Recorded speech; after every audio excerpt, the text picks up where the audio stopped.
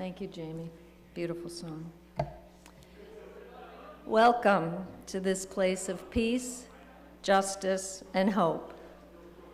In this Unitarian Universalist congregation, we affirm no matter who you are, who you love, or where you are on your journey, you are welcome here. For those of you joining us online, we are so glad you are with us. If you're visiting with us today, we invite you to sign our visitor's book in the living room. If you would like to join us for coffee hour downstairs, feel free to take a green mug so we can be sure to greet you. Also, members and friends, to help folks connect, remember to wear your name tag with your pronoun stickers. If you need a new name tag, see the visitors table. I am Linda Rio. My pronouns are she, her, and I'm very pleased to be with you today as your worship associate. Our music today will be provided by music director Jamie Passman. We recognize that individuals of all ages and abilities have different needs during the service. In the living room at the back of the sanctuary, we provide a cart of fidgets and drawing supplies. If at any point you feel the need for movement, please feel free to get up and grab a fidget, engage in a drawing, or sit or stand in the living room. There are also different types of seating available back in the sanctuary. Please see a greeter for assistance if needed. May you each know that you are welcome in this house of peace, and may our worship and fellowship this morning touch your heart, your mind, and your spirit.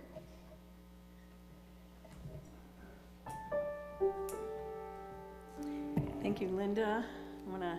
It's good to see you. Glad you're here as our worship associate this morning. I'm the Reverend Dr. Beth Johnson. My pronouns are she, they, and it is certainly good to be with you who braved the snowy weather after our windy 70 degrees. Welcome to Chicago, I guess.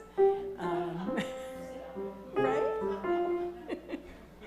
But it is good to be together on this day, because y'all know I say this almost every week. You certainly could have stayed home today. Really, you could have watched us online from bed or the comfort of your couch, but you braved the elements because we know that coming together in community is a balm, it is a joy, and it is a way that we feed our souls and the way that we take care of ourselves and each other in these times. We'll begin with acknowledging that we in the western suburbs inhabit areas that are the traditional territory of Indigenous peoples. As people trying to live into a more just world, the baby's here today, yay! Live into a more just world, we have a responsibility to acknowledge the history and legacy of colonialism, the harm done to Native people, and also to work to repair that harm. I'm just gonna go ahead and invite you to take a breath with me and kind of arrive. Yeah, we're gonna be talking about trust today, and trust the next breath that comes. Trust that you are in the right place at the right time with the right folks for this day. And just arrive. Call us into worship this morning with words by Reverend Sherry Woodbury. Here we are again in our circle, a circle of vision and reflection, a forum for deciding and empowering. Here we are at the base of another bridge, another space spanning the shores of today and tomorrow, beckoning us to cross the chasm one day at a time. Here we are again, gathered at the cusp of the future, at the boundary that holds community together. We're here in a circle of love and trust, brought to this moment by a series of choices and promises, by hope and gratitude, by our own shadows faced and befriended, with a servant's heart, a leader's listening, a parent's love truer than all inner trembling.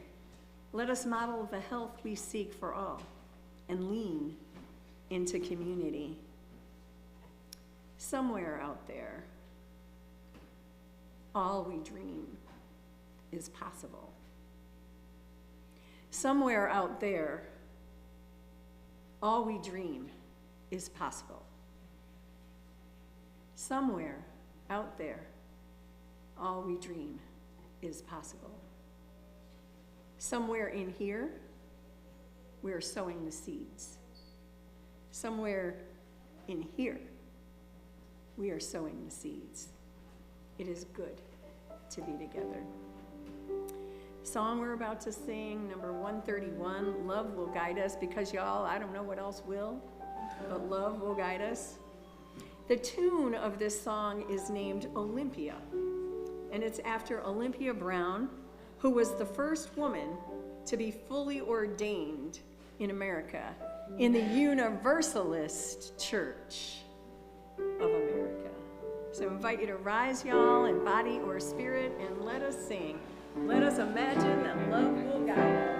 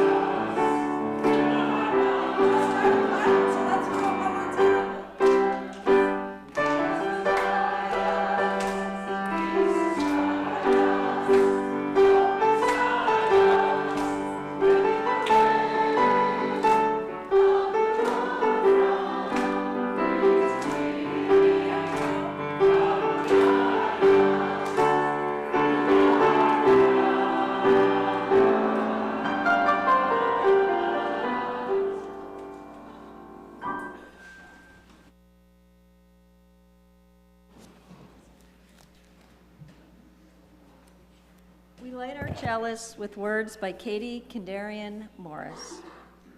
Here we have come into this sacred space, quieter now with our readiness, hushed voices hoping, trusting for so many things, for connection, for communion, for inspiration, for information, for healing, for wholeness, for words, for music, for celebration and consolation. Here we have come into this space bringing all of who we are. Let us be willing, however we are changed. In this spirit, we light our chalice.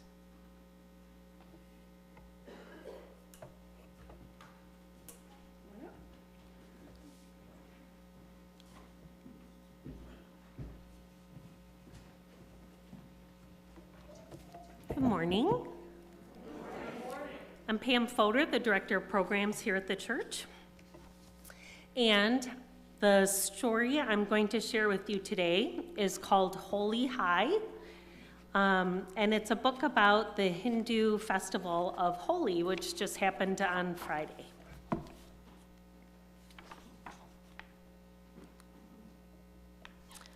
The moon was round and almost full. 2 more sleeps till Holi, said Gauri. 1, 2, counted her little brother Anish. The next morning, Grandma held out a bowl full of colored paper. Gather around, let's pick galal to make. What is galal, Grandma? Asked Gauri. all the colors we will splash and smear on Holy Day, Grandma replied, to celebrate spring. Now this is where those colored papers that you got come in. That's your galal, so we don't make a mess. Whenever I say the color of your paper, you can wave it in the air. We're going to make our galal from nature, said Dad, from leaves and spices and flowers. Everyone closed their eyes and pulled out a colored paper from the bowl. Dad had blue. Mom grabbed green. Grandma picked saffron orange. Grandpa had purple. And Anish had yellow. Gary got upset. I didn't get my favorite color, she yelled, scrunching the paper up in her fist. I don't want red. I want yellow. Gary, all colors are part of spring, said Mom. We keep the colors we picked.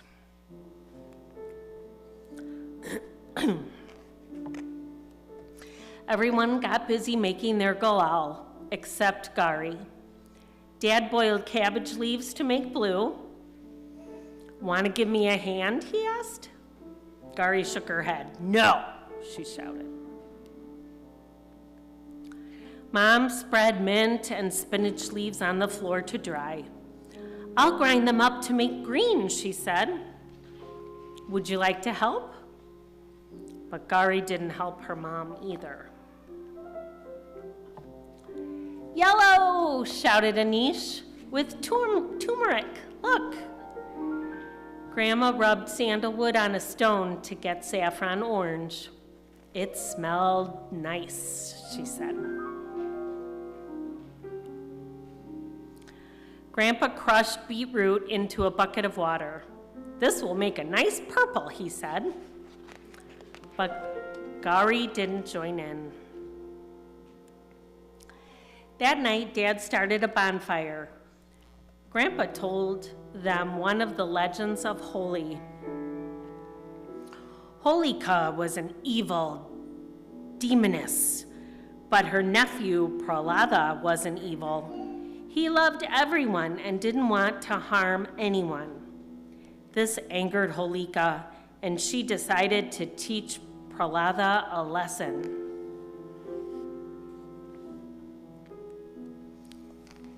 Holika started a blazing fire. I'm so evil that the fire can't burn me, she gloated, extending her arms. Come on, nephew, let's see if your love can save you from the fire's blaze. Was Prahlada scared, asked Anish. Prahlada wasn't scared, said Grandpa. He wasn't even angry. He knew that love was stronger than his aunt's anger.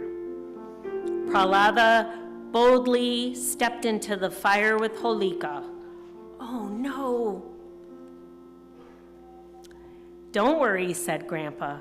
A few minutes later, Prahlada walked out of the fire alone and unharmed. He had shown everyone that love was stronger than evil. The fire is like the anger in Holika's heart, said Grandma. Anger did not bring her joy. When we celebrate Holi tomorrow, we will have love in our hearts for everyone, said Mom, just like Prahlada did. Gary thought about the anger in her heart. Could she let it go and be more like Prahlada? Suddenly, coral red blooms gently flew away from the trees. The petals reminded Gary of all the red things that she did like, apples and sunsets, and the ruby in her favorite necklace. That gave Gary an idea. That evening, while everyone was busy, Gary gathered the coral red petals and spread them on a sheet of newspaper. Then she rolled Grandma's stone pestle over them, crushing the petals into fine powder. The next morning, "Red!" cried Anish. "Gari's galal." Grandma pulled Gari into a hug. "Red is the color of love," she said. "And apples and rubies and sunsets," said Gari. "And anger, too. I'm sorry I was upset."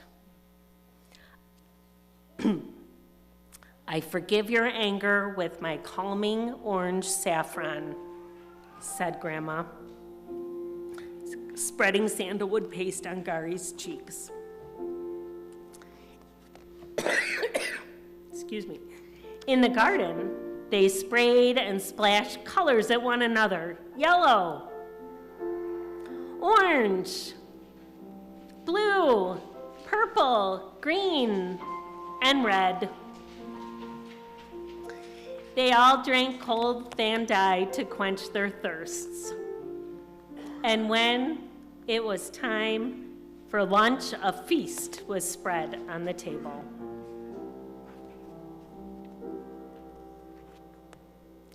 "Today is the first day of spring," said Grandpa. "Time for new beginnings." "Today is the day of love," said Grandma. "All fights are forgiven." "Holy high," called Gari. "Holy high," wished everyone. The end.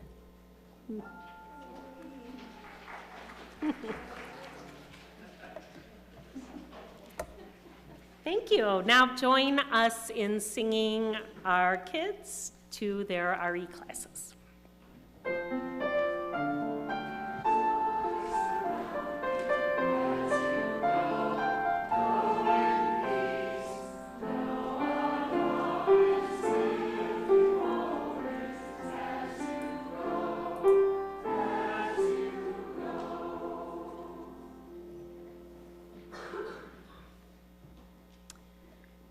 There's always a lot going on around the church, and you can read all about it in News and Notes, which arrives in your inbox every Friday. And there's also printed copies available in the back. If you would like to receive News and Notes, please stop by the welcome desk and give them your information. As you know, we're wrapping up our Stewardship Drive pledge season. In fact, today is the deadline for any outstanding pledges to be turned in. You can do this in many ways, including if you have your form, you can drop it in the box you can drop it in the offertory basket when it comes around. If you don't have it, you can still do it on the website or by the link in News and Notes or by emailing your pledge captain. Fulfilling our mission of being courageous, compassionate, and committed takes all of us. And it takes being financially able to do all the great work our staff and our volunteers do.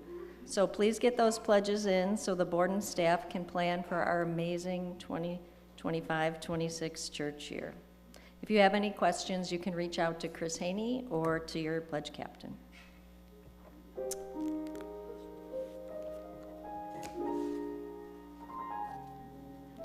Speaking of our pledge season, over the past month, each week, we've had one of our members share their story about their Unitarian Universalist journey and what this church means to them. And today, I have that honor. I came to Unitarian Universalism over 30 years ago, and what I want to share is how this congregation and Unitarian Universalism generally has been there for me. Not in a static way, but rather in a way that's changed as my life and my needs from a faith community have changed. I started attending Second Unitarian Church when I lived in the city. I had been faith shopping for years, after in high school leaving the Catholic Church where I was raised. Fun fact, this was the same church attended by our own Reverend Dr. Beth Johnson, who lived down the block from me. This was an amazing coincidence we discovered when she started here. The UU universe often comes full circle. Being part of a Unitarian Universalist church gave me exactly what I needed as I was trying to discover who I was, my values, and who I wanted to be in the world. I took a multi-week course at Second Unitarian called Building Your Own Theology.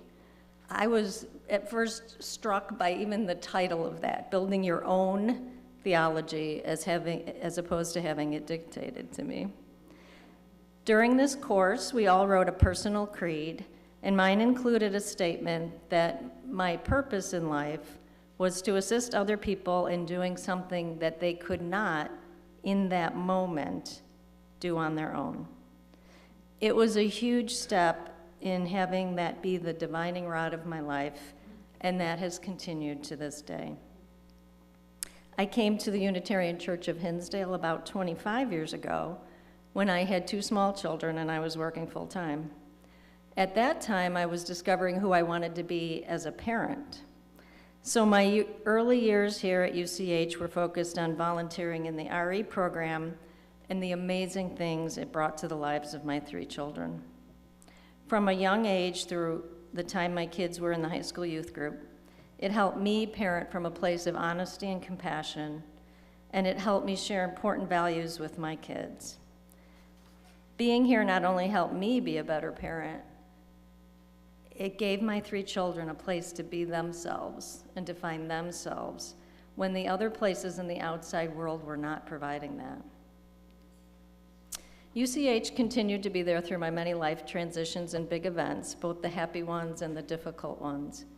It's been exactly what I've needed in so many ways, one of which was through becoming a worship associate many years ago. That gave me a place to live into that creed I had created, and a way to think deeply about my own spiritual journey, and to get up here occasionally and experience worship from literally a different perspective. And now, Reverend Beth has used the phrase, "a time such as this," in a couple of her sermon titles. And I told her I feel like that could be the tagline for every service we have had so far this year, and probably most of the ones to come. We're here for each other for a time such as this, and it is felt at every gathering, every conversation, and every service. It has helped me not collapse under the weight of deep sadness, anger, and overwhelm. This community and its shared basic values have saved my sanity the past few months, as I know it has for many of you. I'm very fortunate that the work I do in the outside world allows me to support people suffering the most right now. Another fun fact, the work I'm doing right now has me working with people from the governor's office, and in particular, a special advisor on immigration and LGBTQ issues who just started there and just so happens to be a member at Second Unitarian and was on the board of UUANI with Reverend Beth. So the UU universe comes together again. Being part of this church community and our recent Sunday services is how I'm able to find the energy and the determination to wake up Monday mornings and continue to be of service. And in fact, it was my 6-word phrase from Paula's January service, "Despite it all, I can serve." The UCH community really is made for a time such as this, and truly, Unitarian Universalism has been made for all the times in my life for over 30 years, and for that, I am extremely grateful.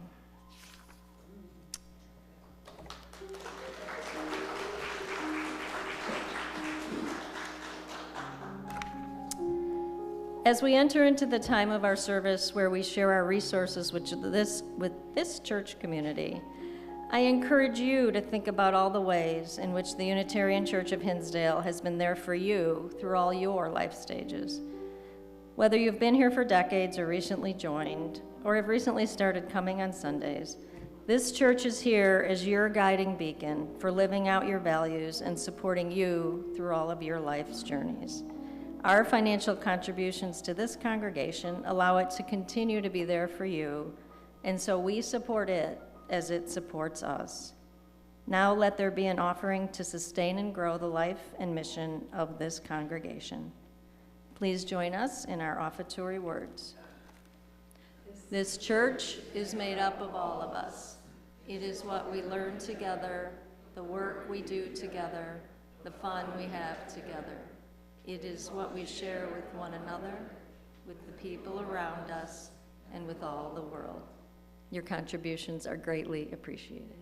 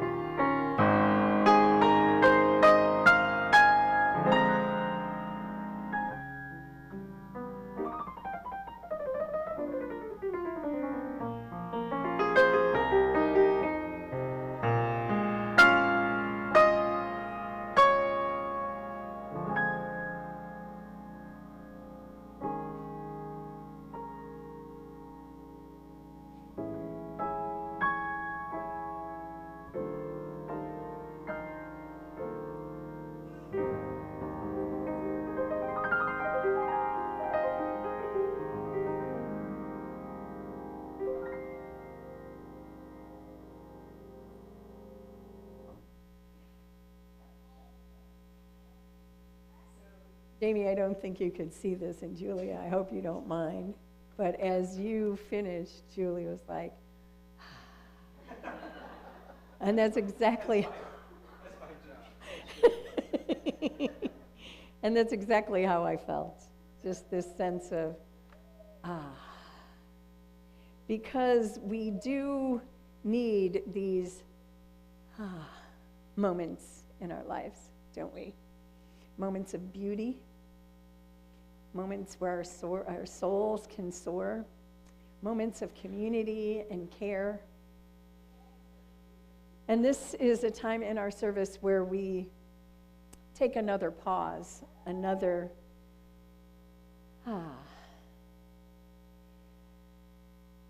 If you would like, if it wouldn't embarrass you too much, because maybe everyone will do it, there is something about sighing out loud that is actually very good for your body. So I'm going to go ahead and I'm going to sigh out loud. And I invite you to go ahead and do that with me.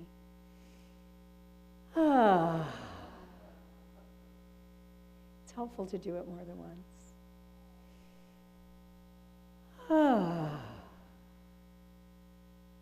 One more time. Yes. Yes. That sigh is, there's a scripture in the Christian scripture that the Spirit gives voice for sighs too deep for words. And I would say that love gives voice to sighs too deep for words. That sighs are what we get to do when we really don't have the words. That we can just So in this moment, I invite you to just take another breath. And if breathing is not a practice that fits for you, just feel your body on the chair, maybe your hands on your legs. Just be for a moment. Losing the words.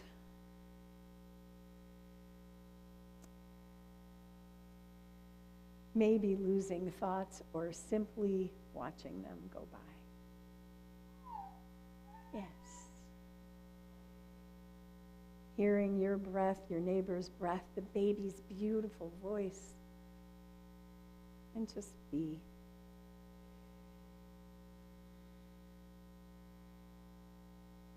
See what it is that you've brought with you today. And just be with that. If there's a need or a desire or even a capacity to let it go, then let it go. And if it's not possible to let it go, just be. and know that you are held, all of it is held in this container of community.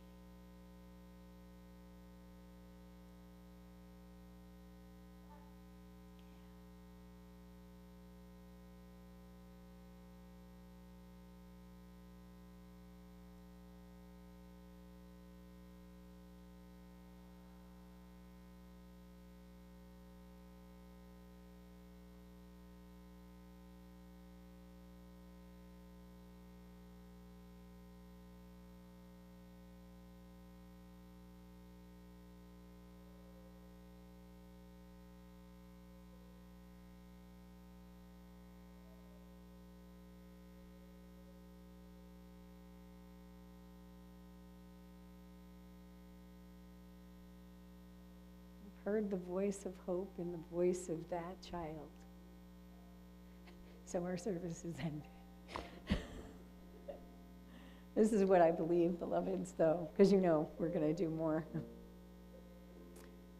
That there is more love somewhere. So let's affirm that before we do our joys and sorrows as marker events. And just go ahead and sing with me.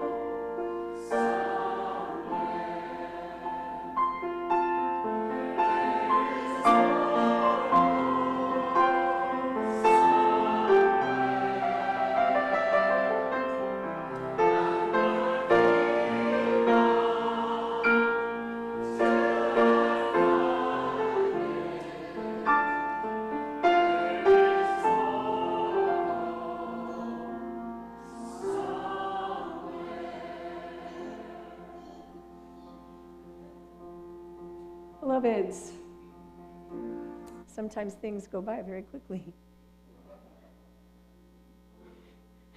Yeah. But we are at that time in our service where we affirm that there is more love, there is more hope. As you saw, soon we will be affirming there is more. But right now is a time for you to share your joys and sorrows. If you have a marker event that you'd like to share, you can come up and drop a pebble. Each one is unique, as I say each week, signifying the uniqueness that you each are. Just reminding you that you can drop a pebble in silence. And if you don't feel like coming up, you can just hold it in your heart. So if you have a joy or a sorrow, I invite you to come forward.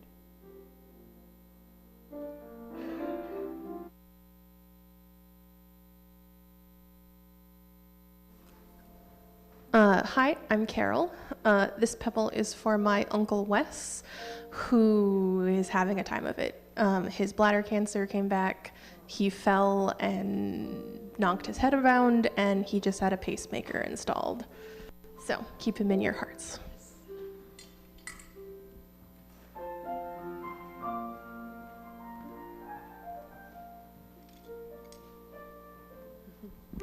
Hi, I'm Jill.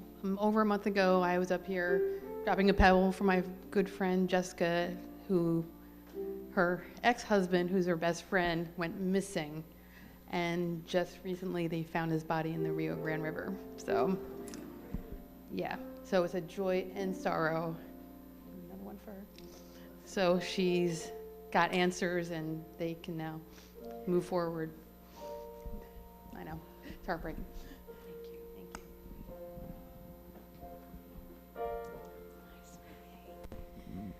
I just wanted to tell everyone that Penelope's birthday was on Tuesday. She was sitting right over here, and we had a really wonderful week with her. So, that's it. She loves her Pam. She sure does. For those joys and sorrows, those spoken and unspoken, will you hold with me a moment of silent reflection?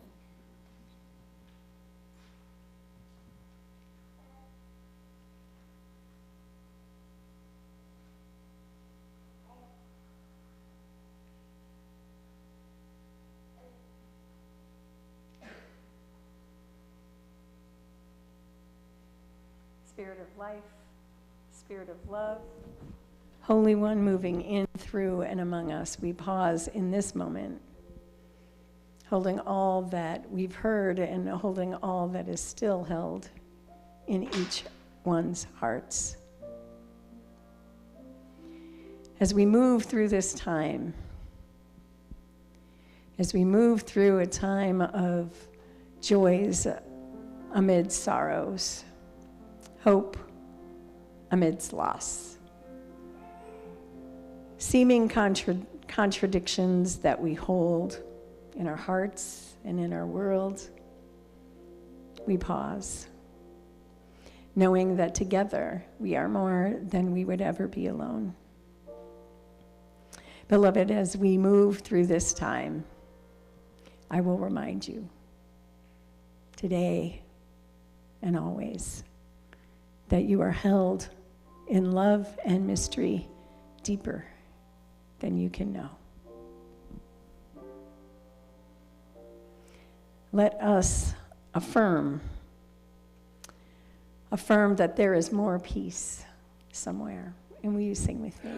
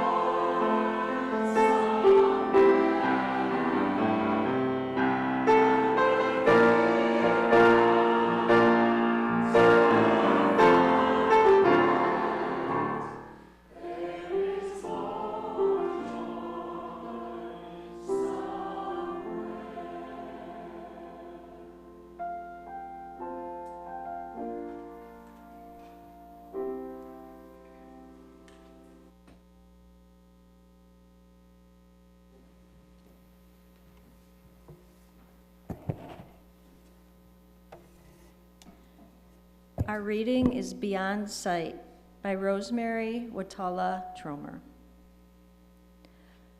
All around me, the world was normal. People eating dinner or walking down the street. But my world? Some massive invisible hand kept capturing me, then tossing me into the air. And I'd somersault and fall and be caught, then placed upright again on the ground. All night it went on like this. I'd be walking, and then I'd be flying, and then I'd be falling, and then I'd be caught. Until finally, by morning, we couldn't say that it wasn't disconcerting, but we could say I had become more fluent in this strange upheaval. We could say I had begun to trust the same hand that tossed me would catch me. We could say that when I woke up, I was still myself, and nothing felt the same. And though my feet never left the ground today, I was tossed, and then I was caught. Even now, I almost feel them around my chest, those great fingers, as they set me on my feet again.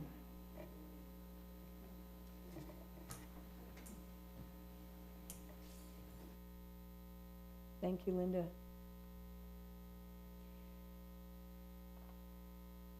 Perhaps you have experienced a hand tossing you and then catching you, all while the world goes round. We have those times in our lives when we say, I, you, had become more fluent in a strange upheaval. We could say, I had begun to trust the same hand that tossed me would catch me. Of course, right here, you might ask, what is this hand that tosses? Seems like life to me. And of course, it feels as though we are all now being collectively tossed. Tossed by events that are out of our control, tossed by emotions that grip us. What does it mean to live in love through the practice of trust in these times? I do have to confess that I was a little like, really? Soul matters, trust? But then I realized, yes, trust. What can we trust in? What do you trust in? People? Love? Certain practices that bring us to a place where when we are tossed, we feel held? And the myriad of practices that we may engage in. This is an auspicious time, speaking of practices. We are in the holy month of Ramadan, beginning February 28th and ending March 28th. We are in Lent, which began last week and continues for 40 days. Purim, the Jewish holiday, was celebrated in the beginning of the evening of Thursday, March 13th, and ended on the evening of Friday, March 14th. Holi, the Hindu celebration of spring, as Pam said, was celebrated on Friday, March 14th. By the way, did you see that eclipse on Friday? Early Friday morning. I sat on my balcony, and even though it was like, my sister was like, well, at least it wasn't too cold. And I was like, yeah, it was really cold sitting on my balcony. But I didn't have to move. I could just watch it change. I watched the moon disappear, and then I watched it appear big and orange. That is a spiritual practice for me. To watch the moon as it ebbs and flows, and to know that in my life I ebb and I flow. Just as spring comes following the winter, even though it's snowy today, do you know we have snowdrops? Do you know what snowdrops are? Those little flowers? I didn't have them in California. I mean, I guess I did, but I never seen them. But they're on the lawn in front of the religious education and office building. Little snowdrops. And I bet they look cool today because there's snow around them and they're really like snowdrops. So I think I'll go over and take a look. And I noticed that the tree out across the street from me where the 50 starlings live is starting to bud. And the grass is green. Did that happen overnight? It's like, oh, the grass is brown. Oh, the grass is green. It's like, oh, how did that happen? I can count on that, and it brings a sense of comfort. There are lessons of trust for us in these holy days, pardon the pun. For some, it is trust in what they understand as the source of life, or God, or the spirit of life. There are lessons for sure in trust in the power of practices, whatever our practices are, to deepen us spiritually, to grow emotionally, and then to share with the world. Each of these traditions teach us that. Ramadan. The practices of fasting, generosity, prayer, avoiding anger and gossip, the celebration of community, iftar, the evening meal of breaking the fast. Last night, I got to be with a diverse group of people at an event called Meet Your Allies, which was sponsored by some Palestinian groups, and then like the Dunkin' Donuts near the Beverly Unitarian Church. And we answered questions from the folks who had attended on a myriad of issues, but then we broke the fast. Fasting aims to purify the soul, to cultivate self-discipline, to foster empathy for those who struggle with hunger. What a beautiful practice. It isn't just about deprivation. And then Lent. My brother is fasting in his own way, but also along with Lent comes charity or almsgiving. Purim, as I mentioned, is a joyful celebration of the deliverance of the Jewish people in ancient Persia from the plot to annihilate them, as told in the book of Esther, which I talked about not long ago, from which the phrase "for such a time as this" originates. It is included in the festival is exchanging gifts, giving to the poor, and enjoying a festive meal. And while it may seem that some of these holidays are about deprivation, as I said, that is not how I see them enacted, ever. I remember my beloved friend and colleague, Imam Taha, glowing during Ramadan, absolutely glowing. And whenever he turned from Mecca, he was actually electric. I remember the joy at iftar, eating with other beloved ones in community, similar to what I had yesterday. And Lent. Those of us who were Catholic and went to St. Robert Bellarmine, which is, like, we lived less than a block away from each other, is associated with giving things up. And our Christian friends will be having the big celebration on Easter. But it's also a time for mindfulness and attention and trusting that spiritual depth can be achieved. And of course, Holly. It's extravagantly celebratory, as we heard in the story. My other dear friend and colleague, the Reverend Abi Janamanchi, is a Hindu UU minister, and he holds a holy service at his church with music and dancing, authentic. And then afterward, they throw the colored powder. Now, we had our sheets here so that we didn't throw colored powder on each other, but it's joyous to witness, and how I wish I could experience that. The other thing about the story, about Holi, is that it celebrates the triumph of good over evil, the trust that love is stronger than evil, that love wins and therefore is celebrated. And in these times, we are working to help love win. The child in our story learned that we don't always get what we want, but we grow by learning. We trust by opening our hearts. However, we are changed. These are the lessons of these times as well. I love that Linda shared her experience, your experience with Unitarian Universalism and building your own theology, because we do have practices that we engage in. Not everyone all at once. We're not all meditating every Monday with Lenny. We're not all celebrating Ramadan as some of my Muslim UU friends are, or Purim as my Jewish friends are. But the practice of coming together, of even that big sigh. Reverend Abi Janamanchi shared this prayer for Holi that I'd like to share with you.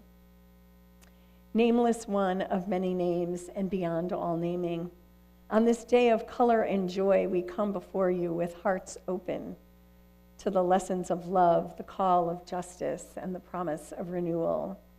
May we, like Krishna, find the courage to resist what is unjust, to reclaim what belongs to our communities, and to lift each other up with mischief and delight, knowing that the work of liberation can also be filled with joy. May we, like Radha was the other half of Krishna. There's Krishna, Radha Krishna is often how it's said in Hinduism. There's Krishna and there's Radha, his beloved.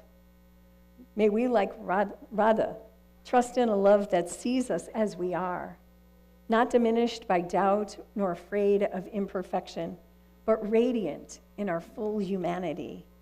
In this world of division, may we be bold in our togetherness.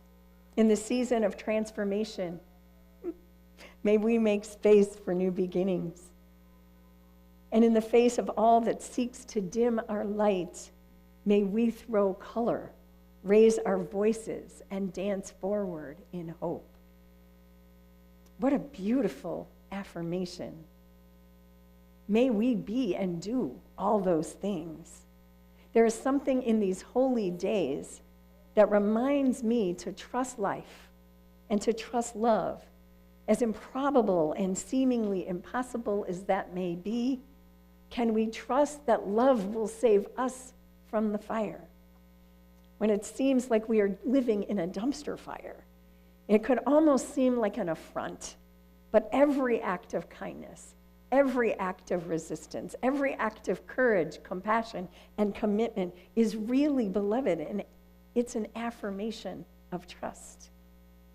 And we've been exploring these very things: courage, compassion, commitment. When we do these things, engage in these acts, it's a manifestation of trust that what we do and who we are matters. Perhaps it is even as we know that our single acts may not change the world, but we know that they change us and those we would serve. I think I want to recognize that Linda's service to the world is remarkable. Linda, if I may, did not mention that she's an immigration attorney who is right now working to serve those who in this moment cannot help themselves. There was another demonstration of that as we were sitting up front and the service began, and I saw everybody with their strips of paper. And I was like, oh, I don't have a strip of paper. And Linda just ripped her strip in half and gave it to me. An act of service, a simple thing.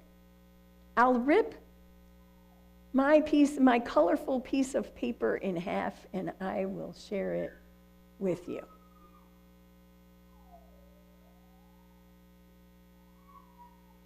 Buddhist teacher and artist Jason Waller said just yesterday, he wrote, though as individuals we may not have the ability to take on forces bigger than us, we as a community have the ability to work together in the face of such forces. However, we have individually great power. We individually have the power underlying our choice, our intention, our vow to work with our heart and mind, benefiting ourselves and all those we come in contact with, a rippling out that continues beyond us. Is this not love in action? Is this not the ancient power of the prophets, the seers, and the mystics that we speak of? He goes on, we are part of a lineage of love that taps into the inherent luminous wisdom of things. I want to repeat that. We are part of a lineage of love that taps into the inherent luminous wisdom of things that exists here in this moment and also beyond space and time. Seeds of love and good-heartedness planted that with the right conditions bloom. Remember, the darkest winter still gives way to spring. And that is what calls us in this moment. The capacity to trust. The capacity to trust ourselves, to trust the inner calling, as Linda expressed it. Have you ever felt a calling? Have you ever, a still small voice, a feeling in your gut a voice that you heard, an urge that you had, a synchronicity of events that say, this way, beloved, this act. I think the discipline of some spiritual practices give us the opportunity to tune into that voice as we take a break from doom scrolling. Because that is not the voice that will tell us the way to go. Because the way to go is the community that we seek to build. It's creating this community where we can be known and seen and held, to come and just be, to do that big sigh, and to just take a breath. We make room for each of us and all of us, almost as an act of trust. We trust in the ability of community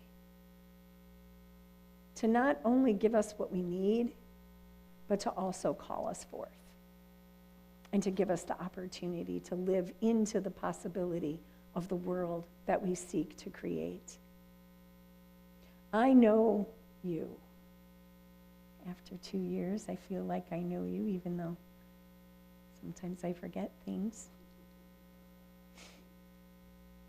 I know what you do. I hear from you, your heart, your desire for this world, for yourself, for your families. You work in forests. You plan events for our congregation to show up for Pride. You bring us music. You in your daily lives serve in a number of ways, and by your very presence here is an affirmation of trust.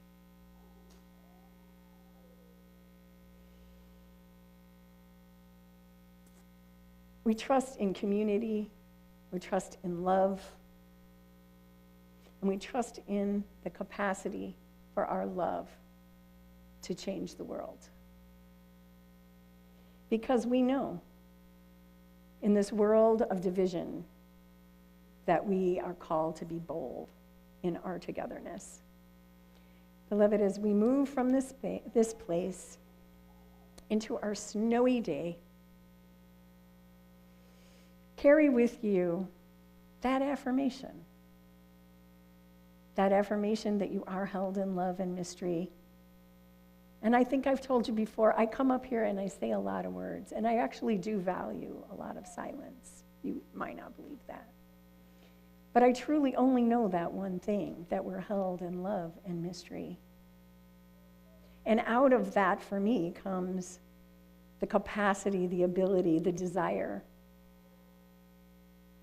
to lean into the call of love in our times.